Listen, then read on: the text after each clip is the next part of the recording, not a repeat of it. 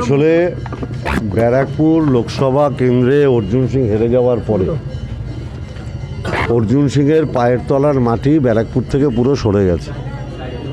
ব্যারাকপুরের মানুষ তারা সবাই একত্রিত হয়ে তারা চাইছে যে ব্যারাকপুরের এইসব গুন্ডাবাজি বন্ধ হয়ে যায়, এবং যখন একের পর এক গুন্ডার বিরুদ্ধে পুলিশ অ্যাকশান নিচ্ছে, অনেকে এলাকা ছাড়া হয়ে গেছে, ঠিক সেই মুহূর্তে দাঁড়িয়ে অর্জুন সিং বিক্ষিপ্তভাবে কিছু ঘটনা ঘটানোর চেষ্টা করছে যাতে অর্জুন সিংয়ের প্রাসঙ্গিকতা থাকে।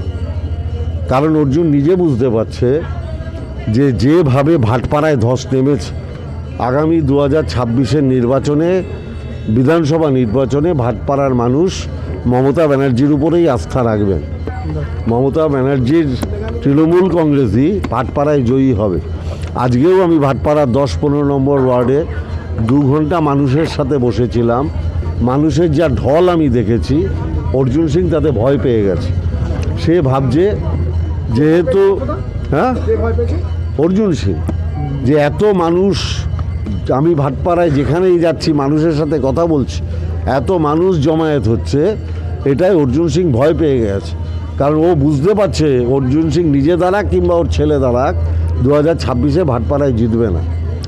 তাই ও চেষ্টা করছে বিভিন্ন জায়গায় বিক্ষিপ্তভাবে গণ্ডগোল বাঁধানোর। আজকে এই যে ধারুয়া রাজেশ যে গুলি করেছে, যে মেরেছে, সে অর্জুনের ডান হাত, সবাই জানে, সারা নৈহাটি গৌরীপুরের সবাই জানে।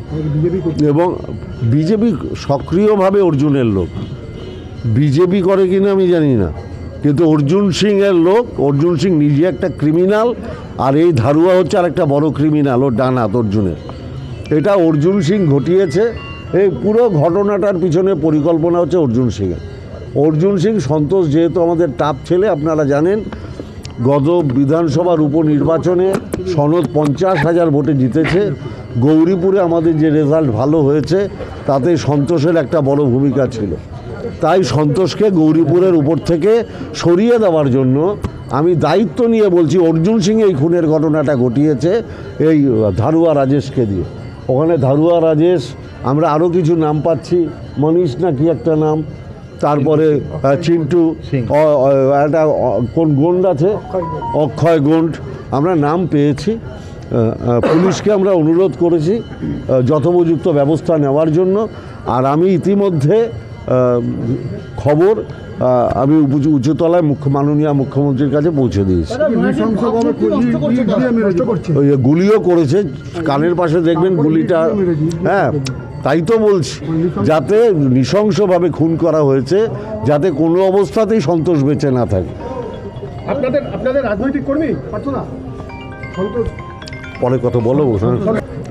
অত্যন্ত সক্রিয়ভাবে তৃণমূল কংগ্রেসে সনতের নির্বাচনে মারাত্মকভাবে পরিশ্রম করেছে, এবং গৌরীপুর চত্বরে আমরা জিতেছি গত বিধানসভার উপনির্বাচনে। এইটা সিঁদুরে মেঘ দেখেছে অর্জুন সিং। আর সে ভাবছে যদি আমাকে নৈহাটির মধ্যে এইসব খুন করে ব্লক করে রাখা যায়, আমি যাতে ভাটপাড়ায় না যাই। আমি আপনাদের বলছি, আমি এতদিন মাসে 3 থেকে 4 বার ভাটপাড়ায় যেতাম, সামনের মাস থেকে আমি 8 বার ভাটপাড়ায় বসবো। আমি দেখি অর্জুন সিং 2026-এ ভাটপাড়ায় যেতে কী করে। আমি দায়িত্ব নিয়ে বলছি।